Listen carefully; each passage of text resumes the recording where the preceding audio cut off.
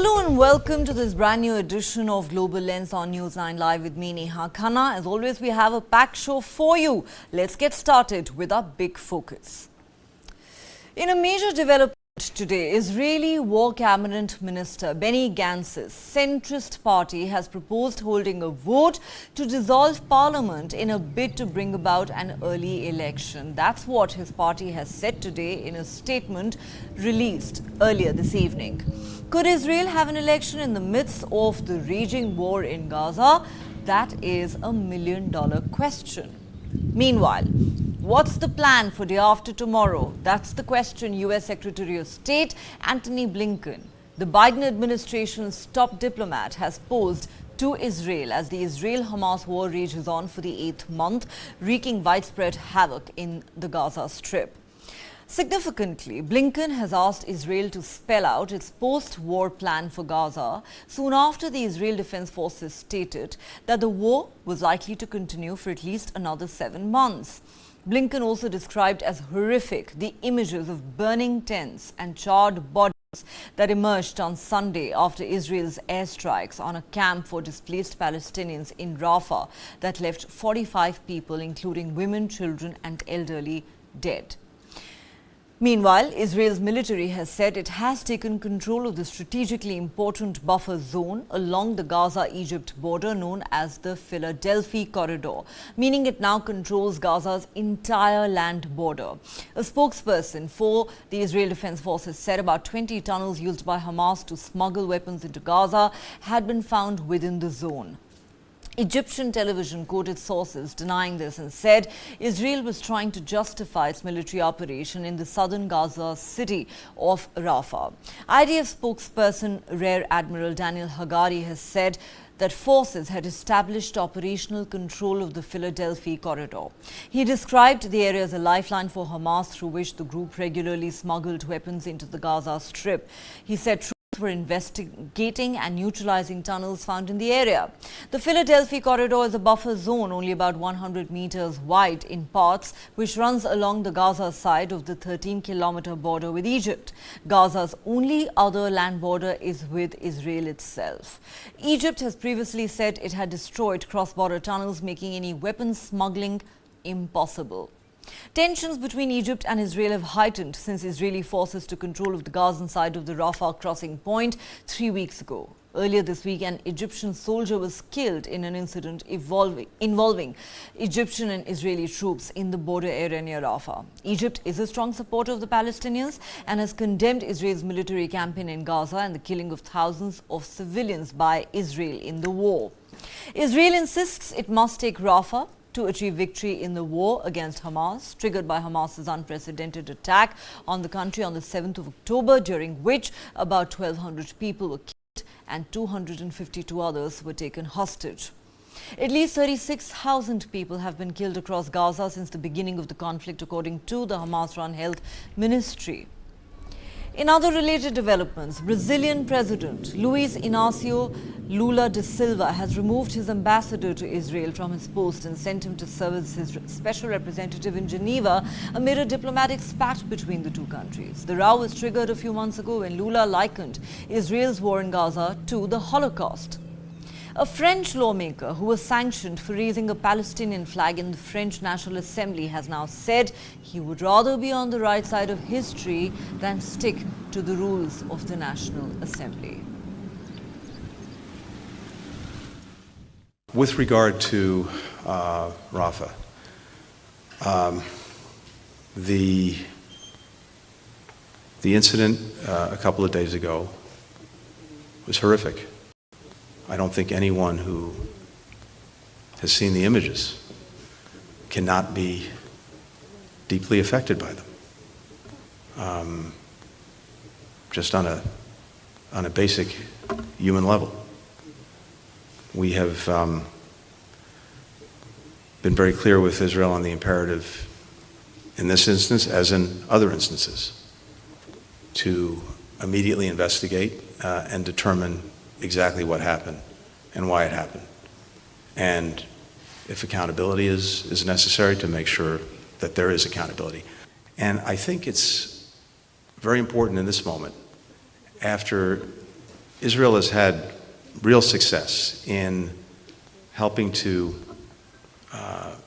destroy Hamas's capacity to repeat October 7th, which was a very appropriate and very righteous objective. It has to ask whether, and especially in the absence of a plan for the day after in Gaza, further incremental gains against Hamas, but gains that may not be durable in terms of Hamas's defeat in the absence of a plan. We are using a limited number of troops in this intelligence-led operation to destroy Hamas and bring home our hostages in Rafah.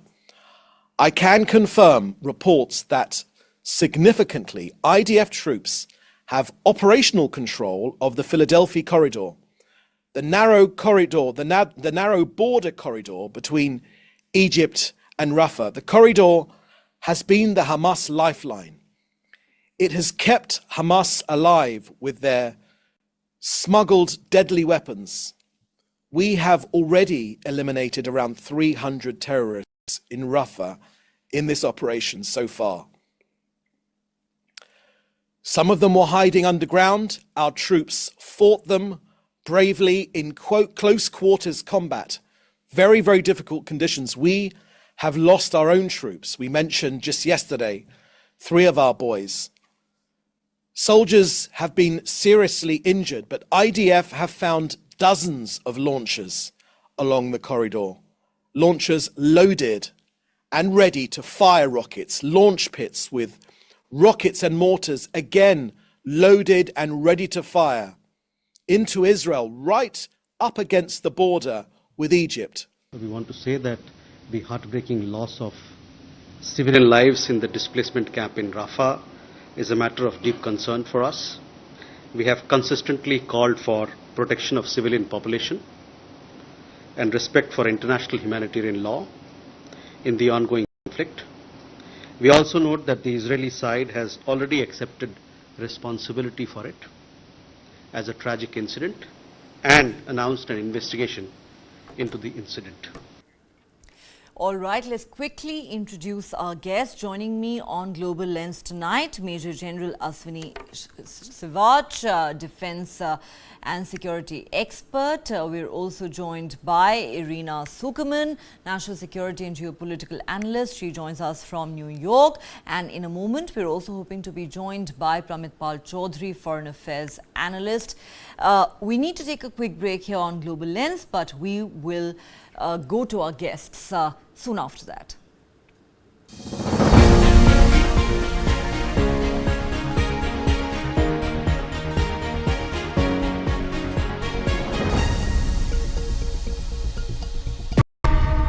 वो पूछते हैं कि हम कौन है गालिब, तुम बतलाओ कि हम बतलाएं क्या।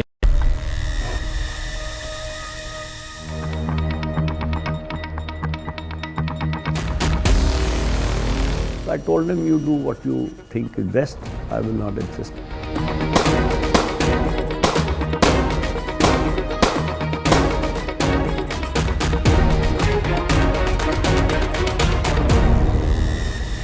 This and more. Streaming on News 9 Plus. News is now content. Subscribe and get free vouchers.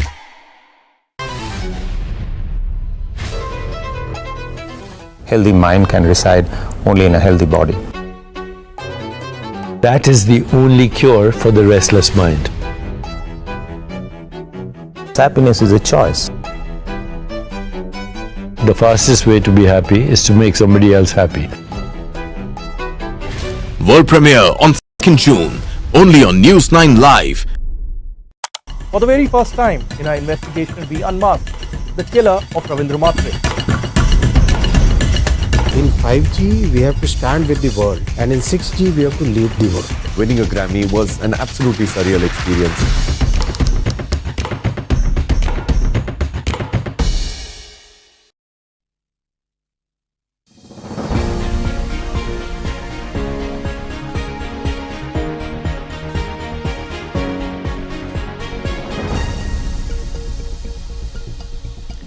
Welcome back. You're watching Global Lens on News 9 Live with me, Neha Khanna. Let's go across to our guest, Major General Ashwini Savaj.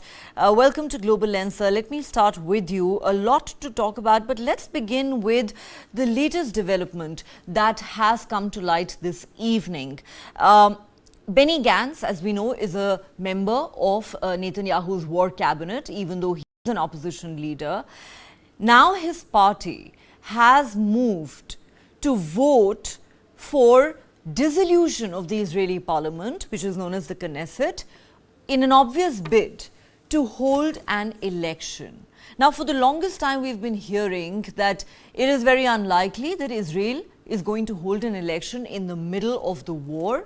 The war has already gone on for close to 8 months. Just yesterday, the Israel Defense Forces said the war could carry on for another 7 months. And Netanyahu's critics say that one of the primary reasons he is prolonging the war is for the sake of his own political survival, because his unpopularity is at an all-time high, and he realizes that if an election were to be held in Israel tomorrow, he and his far-right allies would be sent packing by the Israelis.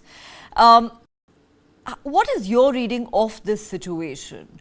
Do you believe this is just a pressure tactic that's been deployed by an opposition leader, or could Israel actually have an election in the middle of the war? Neha, no doubt about it. In case if the election take place, the chances of Netanyahu winning the elections are less. That goes without saying. But can the election take place? Can the war be stopped in between now?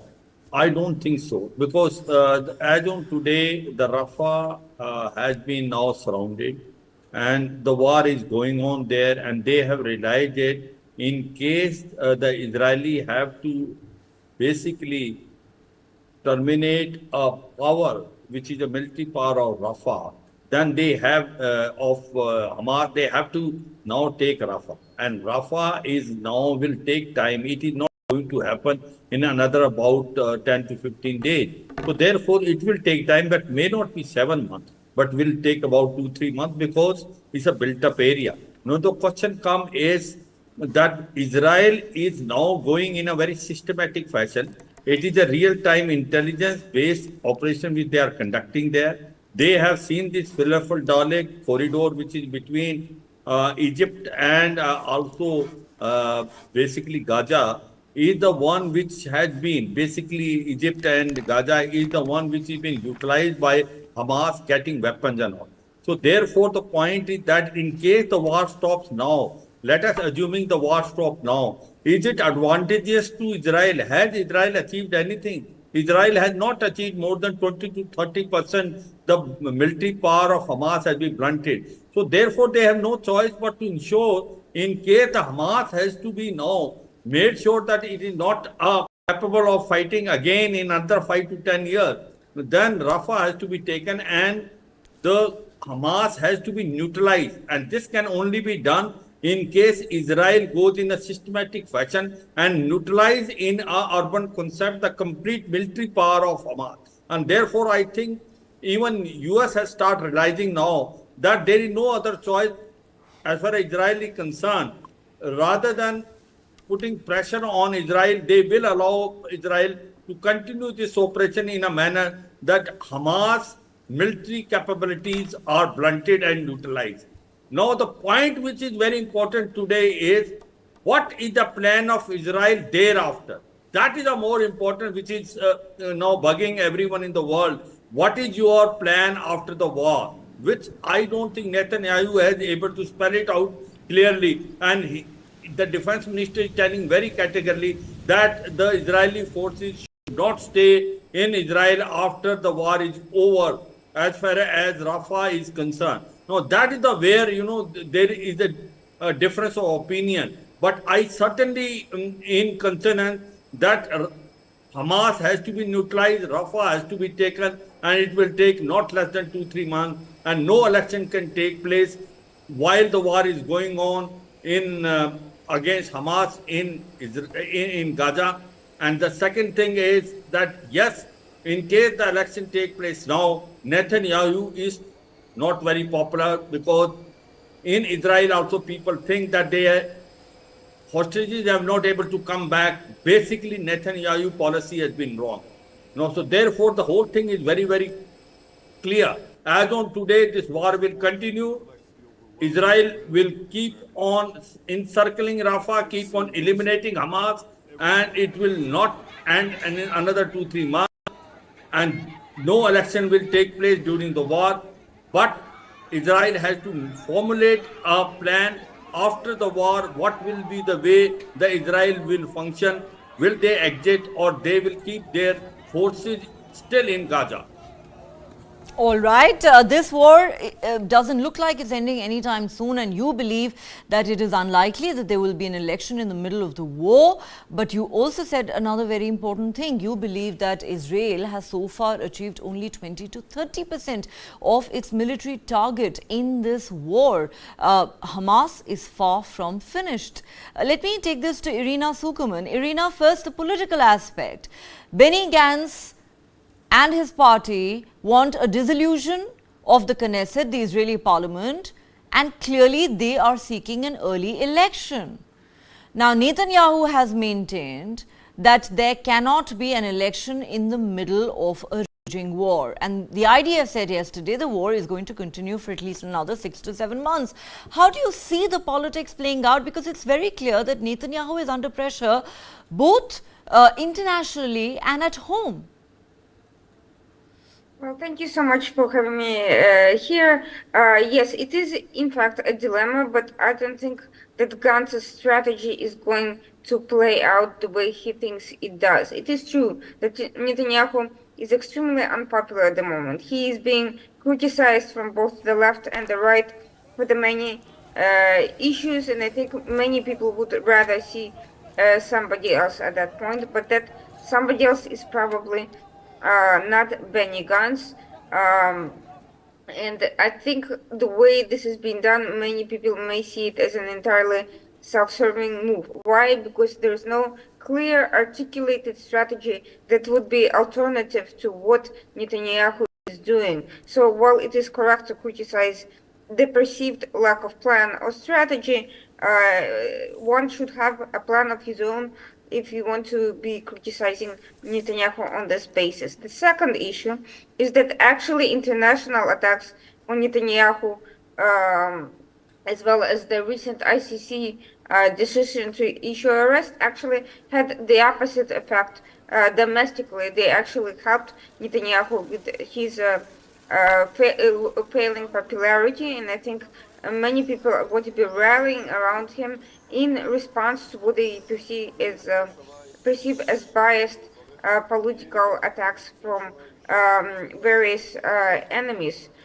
So I think at this point they will see early elections as bowing to international pressure, and that is not going to be a popular position among most of the right in Israel.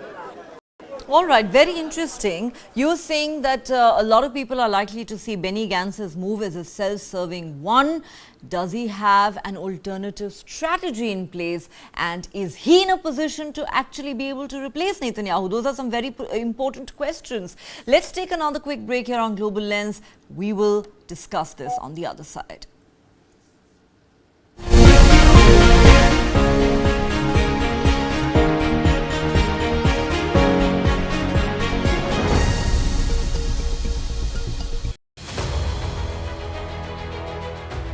Forever there are simultaneous election of parliament, assembly and municipality and panchayat. So that framework has to be given in the constitution. That amendment has been suggested. Are you going to take away the power of dissolution? I mean, it doesn't require any rocket science to do this. It's a simple constitutional amendment, and the idea is everything goes together. The Law Commission has set the ball rolling for one nation, one election. Basically, if all goes well, then India may see simultaneous elections to Lok Sabha, state assemblies, municipalities and panchayats in 2029.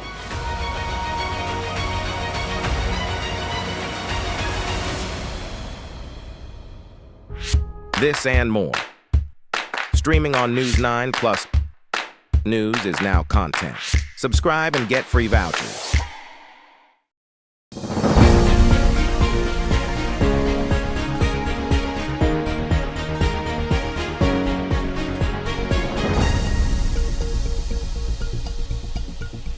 Welcome back. You're watching Global Lens on News 9 Live with me, Neha Khanna. Let's now go across to Pramit Pal Chaudhary. Mr. Chaudhary, how do you see Benny Gantz's move? He is seeking dissolution of the Knesset, the Israeli parliament, and hoping to have an early election. Netanyahu has maintained from the beginning that there cannot be an election in the middle of a raging war, and the war, we all know, is far from over. The IDF said just yesterday that it's going to carry on for at least another 6 to 7 months. Do you foresee a situation where Israel could indeed have an election in the middle of a war? Our guest, Irina Sukuman from New York, seems to think that this move by Benny Gantz, however unpopular Netanyahu may be at home right now, but Benny Gantz's move could be seen as a self-serving one, because this is a time for Israel to remain united. And Benny Gantz hasn't so far demonstrated whether he has an alternative strategy in place. What are your thoughts? So yes, I think you're right in the sense that Netanyahu is now dedicated to continuing this war, partly for his own political survival, but also because he seems to be consumed with the view that not only the destruction of Hamas, but potentially even the idea of considering a northern war against the Hezbollah, which would be an even more difficult war that would have to be, an even longer war that would be fought, seems to be part of his mindset, and that if he can accomplish these successfully, even just the destruction of Hamas, to some extent, he will negate the damage that has been done by October 7th and its fallout for him. Obviously, as the war progresses, while the public remains supportive of the war, they do not remain supportive of Netanyahu. So it's not a surprise that some politicians would try to see if they can push for an election, even in the midst of the war, on the calculation that at some point there may be enough public support or even political support among members of the parliament and so on for removing Netanyahu, or at least challenging him, and even in the midst of the war. And the more the public, right now I don't think that's still big enough, but the more the public start to believe that this war is increasingly or being fought for Netanyahu's political survival, then the more likely you will see such attempts. I don't think we've reached that stage yet with the Israeli public. But America repeatedly asking, what is your plan for Gaza? What is your plan after the war? And you may have seen recent criticism from the Israeli Defense Forces about the problem that as they are moving from one part of Gaza to another, even if they eliminate Hamas in one area, as they move on, Hamas just returns behind them because they do not have an occupation strategy or a means by which they can, or the capacity, if you wish, to ensure that Hamas does not return to areas that Israel army withdraws from. Well, most certainly, Anthony Blinken asking Israel, what is the plan for day after tomorrow, is a very significant development. After all, the United States is Israel's closest ally, and a lot of people seem to believe that Netanyahu may not have a concrete post-war Gaza plan just yet. I need to take another quick break here on Global Lens, but we will unpack these various aspects of the ongoing war in greater detail.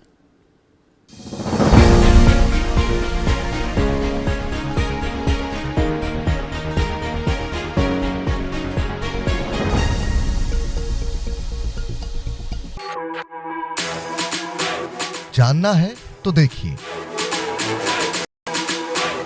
समझना है तो सुनिए,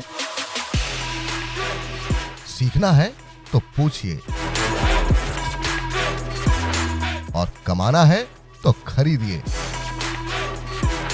जानकारी, सलाह और निवेश सब एक ही सुपर ऐप पर। पैसे का सवाल है तो जवाब है मनी 9। आजादी पैसे की।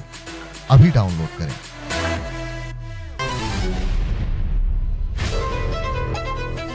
Healthy mind can reside only in a healthy body. That is the only cure for the restless mind. Happiness is a choice. The fastest way to be happy is to make somebody else happy. World premiere on 2nd June, only on News 9 Live. How do you fulfill that promise? Because ultimately expectations have to be met. If you look at the political landscape, is it really changing for women?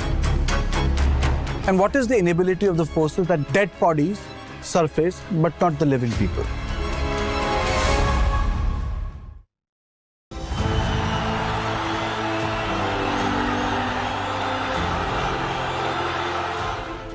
That ink is a semi-permanent dye called the indelible ink. We are the sole manufacturer of this indelible ink. Don't try to repair something which is working. And if you have facial recognition, you can go vote in any booth anywhere based on where you are, and then it will be recorded that you can't vote anywhere else again. Can we retire indelible ink and use biometrics? Theoretically, my answer would be yes.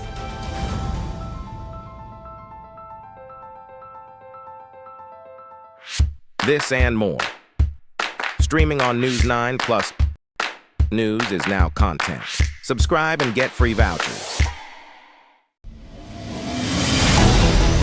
Why is the state not looking at putting an embargo on that? As a Telangana person, I will not accept.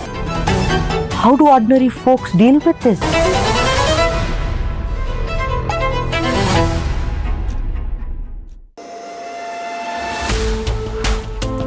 I don't think anybody has isolated Ajit Dada Pawar. Ajit Dada has isolated himself. That led to a lot of bad blood between the ruling partners. It is not true. You know it very well, who these elements are, who these individuals are. And these are the very reasons why you see a division in the party. Now this contest between Supriya Sule and Sunetra Pawar is really a proxy war between uncle and nephew, and it's being fought in the family bastion of Baramati. This and more. Streaming on News 9 Plus. Subscribe and get free vouchers.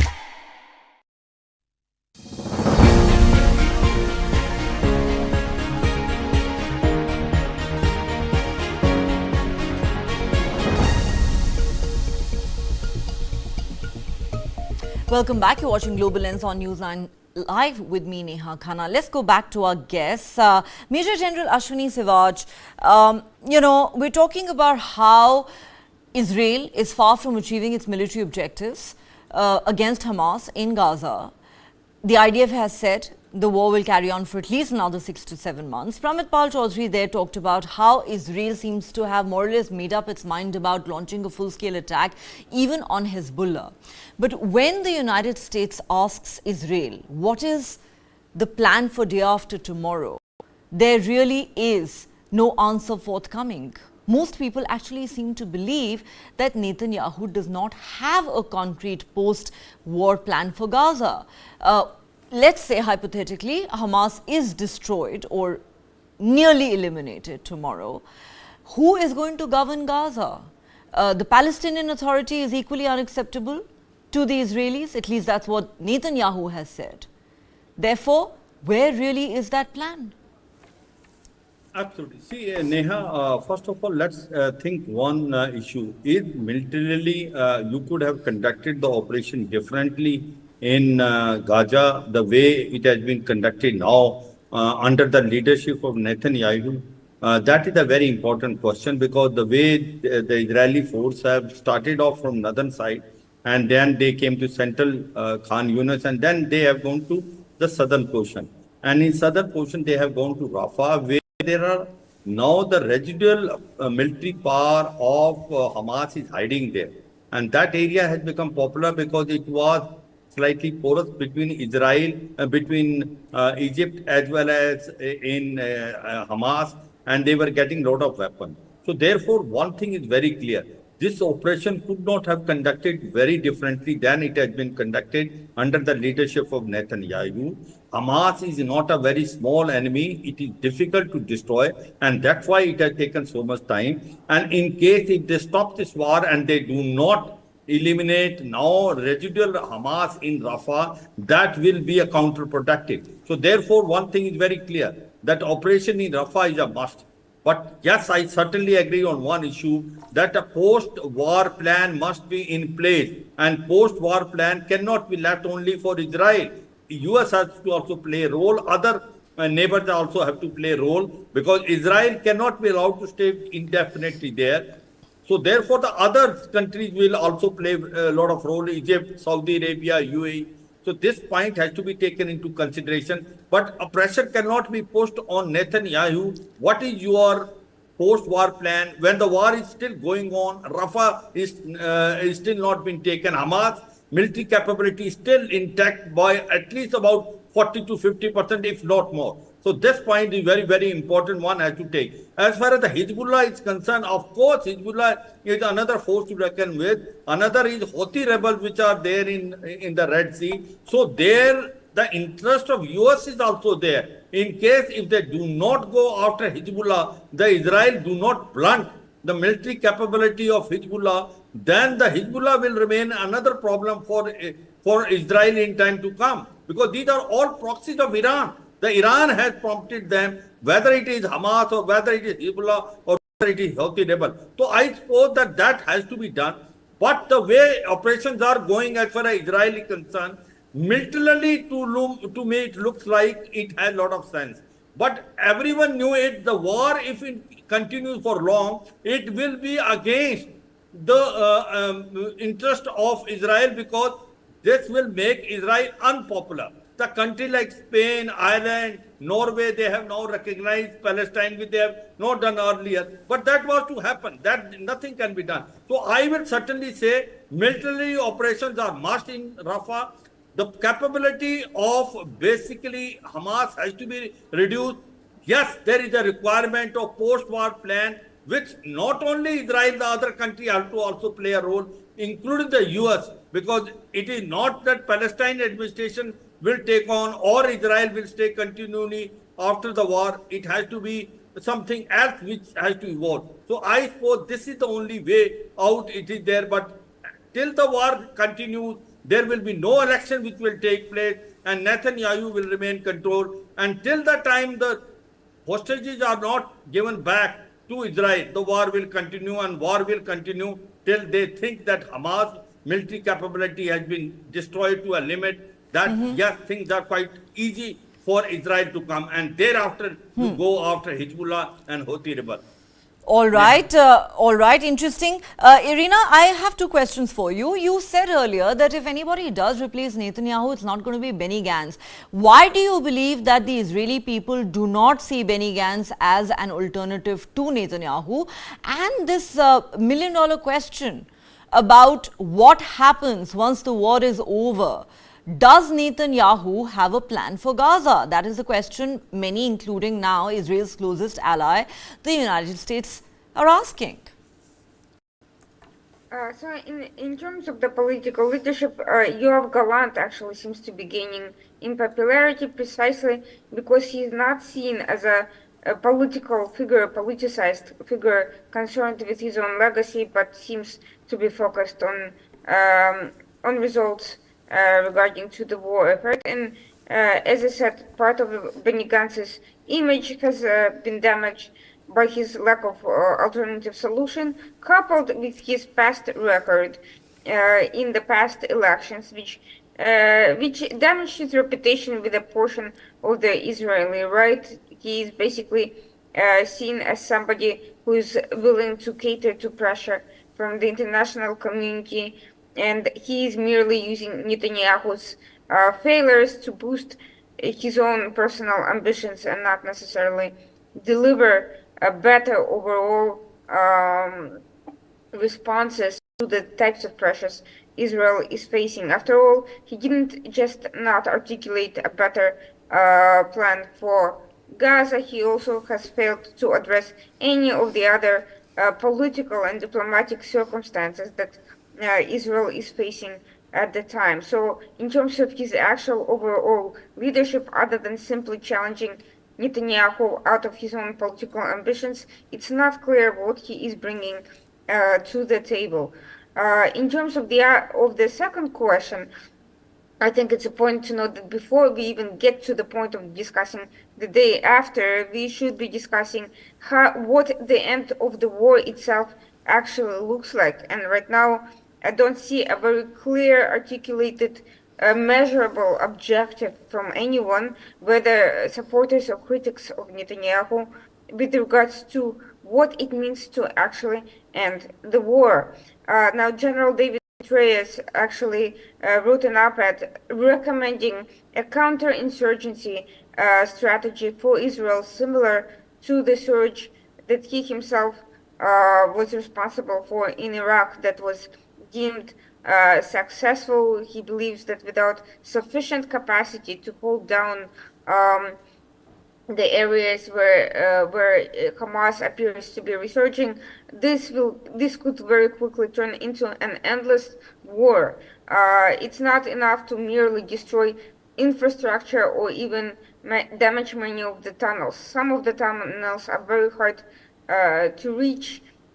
Things are better now that Israel is in control of the Philadelphi Corridor. They should be prioritizing the destruction of the tunnels, and but that still doesn't solve the practical reality that Hamas is managing to find ways to make a comeback and continue harassing both civilians and the IDF and creating waves of problems that make the war basically unwinnable without having significant resources towards reoccupying these areas. Now, whether Israel should be doing that alone or bringing in other countries, that's a different question. Obviously, the optics would be significantly better if Israel was not seen as a single occupying power, if this operation was conducted along with input from its neighbors, who are at this point apparently unwilling to do this for very practical reasons. So that remains an open question, but these are the strategic logistical issues that need to be solved. In fact, as we mentioned at the start of the show, tensions between Israel and Egypt also are heightened since the Rafah operation began 3 weeks ago. Well, it is certainly not easy to destroy that underground maze of Hamas tunnels that you referred to. And of course, there is also the question of what happens to the hostages. And let's not forget that on Sunday, just a few days ago, Hamas launched a barrage of rockets towards Tel Aviv for the first time since January, in a sense sending out a message that they are far from finished. And of course, there are also reports that the group may in fact be sort of regrouping in other parts of Gaza as this Rafah offensive continues. But Pravit Pal Chaudhary, I want to focus for a moment on, politics in Israel. Now, there are many in the international community who've been expressing the hope that maybe sooner rather than later, Netanyahu's far-right government will be replaced by a more moderate government, and then perhaps there is some hope that once the war is over, maybe some sort of peace negotiations between Israel and the Palestinians can begin. Therefore, Benny Gantz is a figure who many have in a sense pinned their hopes on. You may recall that a few weeks ago, Benny Gantz was actually invited to Capitol Hill to hold talks with US Vice President Kamala Harris and other top officials. And Benjamin Netanyahu was furious. He told Benny Gantz, remember, there's just one prime minister. My question is, do you believe that Benny Gantz is that individual who can indeed replace Netanyahu when the time for an election comes? And if that does happen, because he's seen as a centrist, more moderate leader, that there can be some scope for peace negotiations between the two decides to resume, perhaps too early to talk about acceptance of a two-state solution? Or do you actually believe that somebody like a Yoav Gallant could actually end up replacing Netanyahu? One hawk, one hardliner replacing another? Good question. I'm not certain I know enough about Israeli domestic politics, which I think is a bit too fluid now, at least for me to be able to make that calculation. But I think that what we will see is if Gantz doesn't work or somebody else doesn't work, you will see increasing number of such people, of politicians inside the government, moving to the idea that Netanyahu is now weak enough.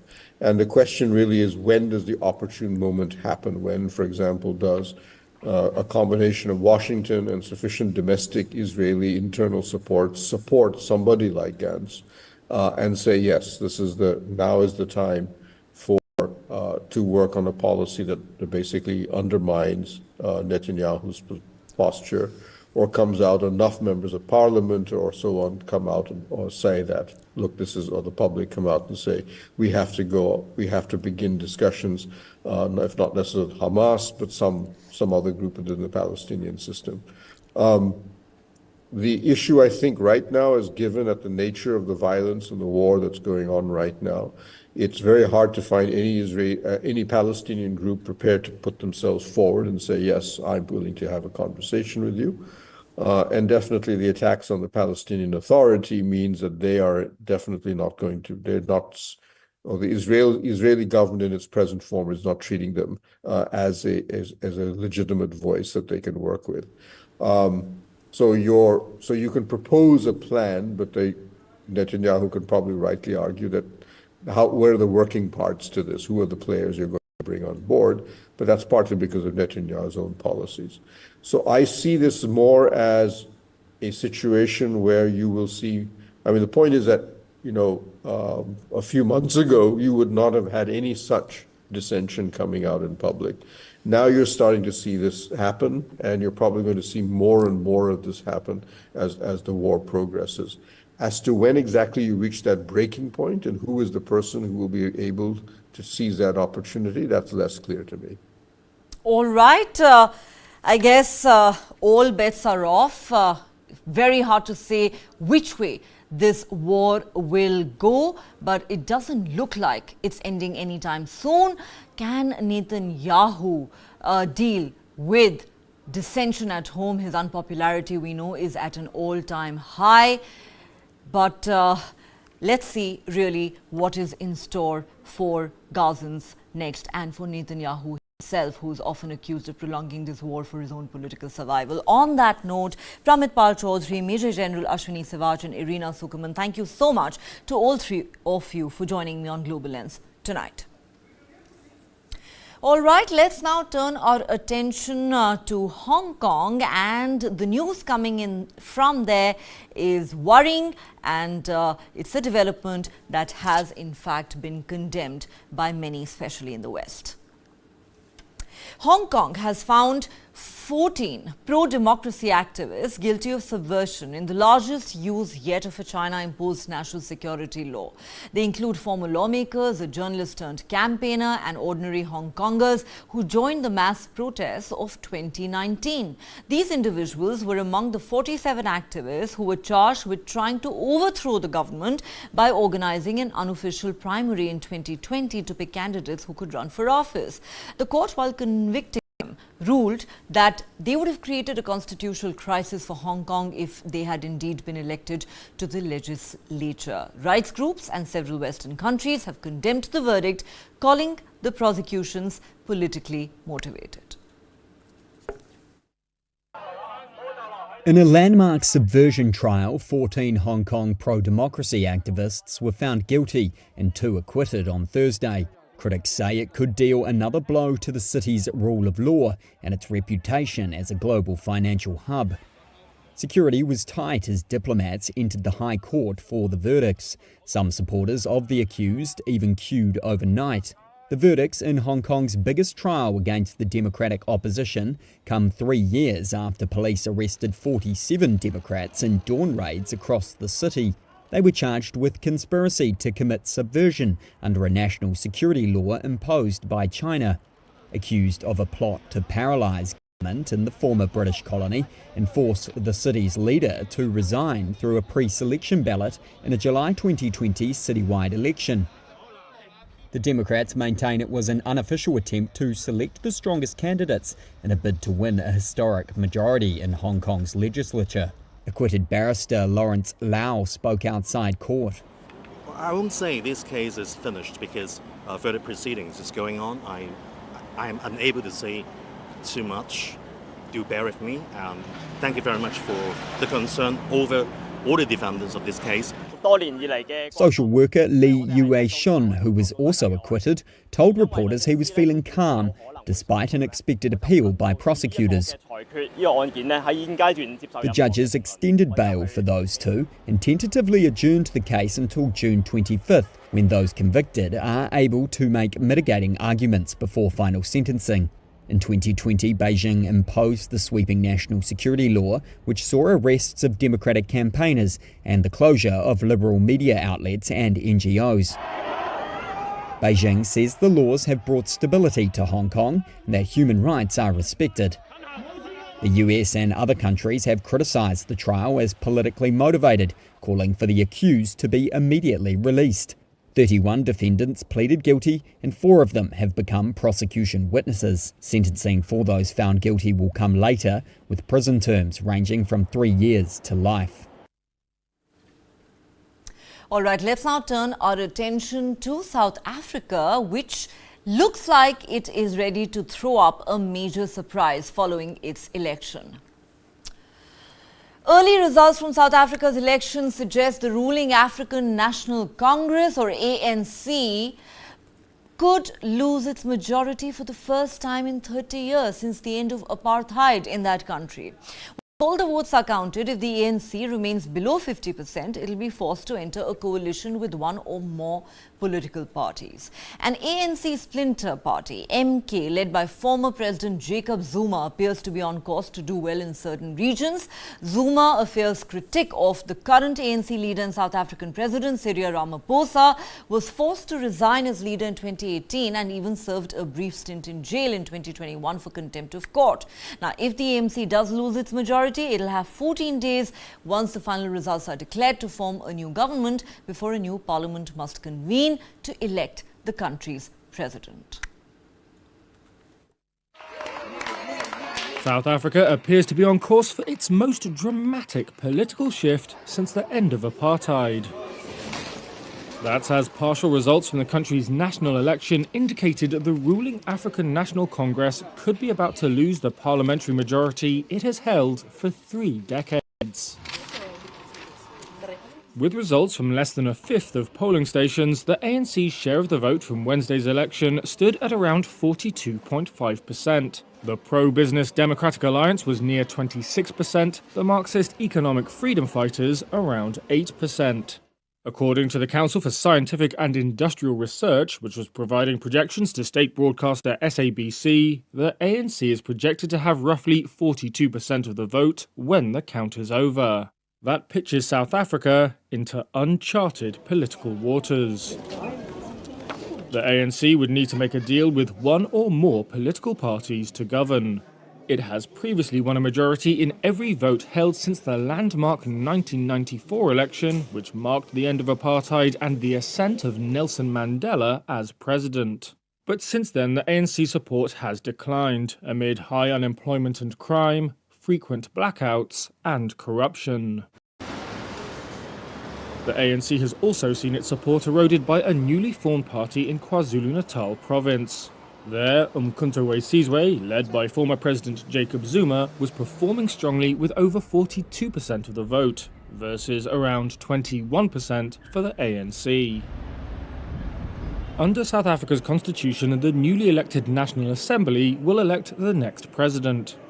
With the ANC still on course to be the largest party, its leader Cyril Ramaphosa is likely to remain as president. However, a poor showing could make him vulnerable to a leadership challenge from within the party's ranks. Let's now move on to my favorite story on the show tonight. China will send a pair of giant pandas to Washington by the end of this year. That's what the Smithsonian's National Zoo in Washington, D.C. has said, a move that has breathed new life into a decades-long conservation partnership between the two countries. The news of giant pandas returning to America's capital came 6 months after pandas Tian Tian, Mai Xiang and their cub Xiao Zhiji left the zoo last year in a departure symbolic of deteriorating US-China relations. But that seems to be changing now. China will be sending 2 young giant pandas to the U.S., the National Zoo in Washington, D.C. said on Wednesday. It's been just months since the zoo returned 3 bears to China amid heightened tensions between the global superpowers. Brandy Smith is the zoo's director.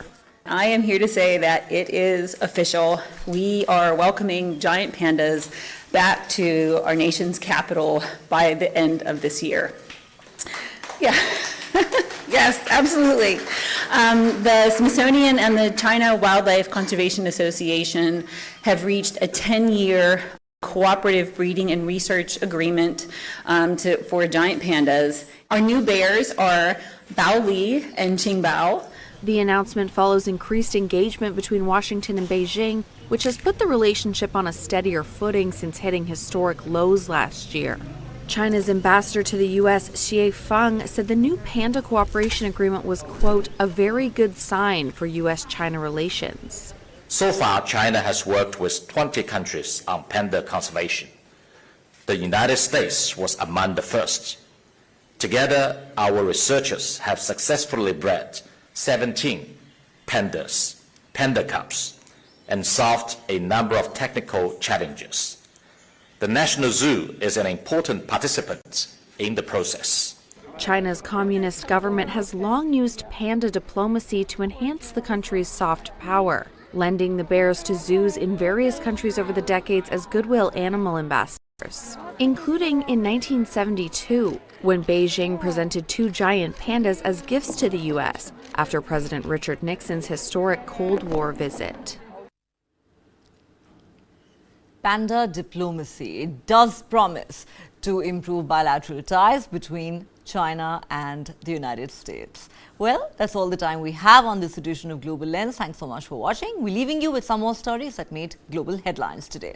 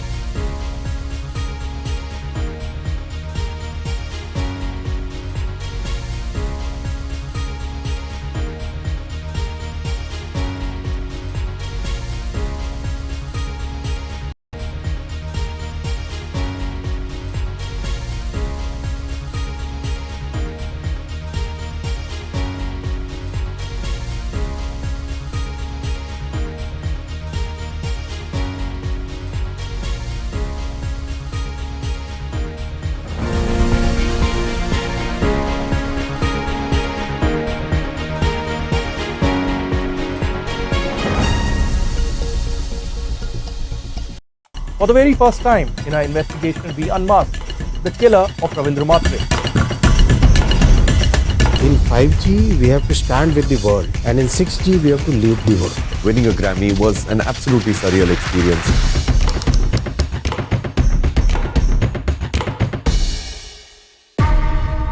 वो पूछते हैं कि हम कौन है गालिब, तुम बतलाओ कि हम बतलाएं क्या?